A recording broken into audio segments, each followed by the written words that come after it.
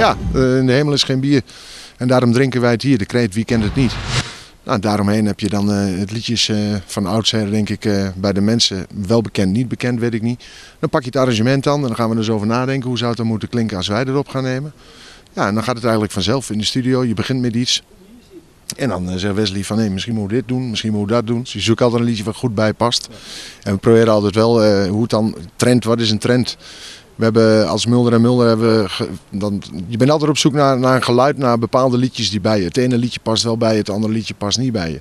Nou, daar ben je altijd naar op zoek. En ook met nieuwe liedjes. En dan gaan we ons eigenlijk niet met de trends bezighouden. Maar hey, klinkt het goed? Ligt het lekker? Is het voor je gevoel lekker goed? Want elk liedje wat je doet, moet je toch diverse malen zingen in het land. En als een liedje niet goed voelt, dan kun je dat ook niet zingen op de bühne. Hij heeft meeste bereik. Ik moet wel zeggen, onze stemmen komen wel steeds dichter bij elkaar. Dat is logisch, hij doet natuurlijk 30 jaar, dus dat is veel getrainder als dat ik dat heb.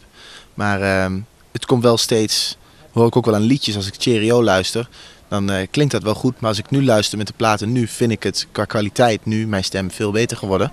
En dat is ook een bepaalde groei, denk ik, die je doormaakt. En dat moet ook, want als je stilstaat, dan komt het niet goed. We zijn bezig met een nieuwe single.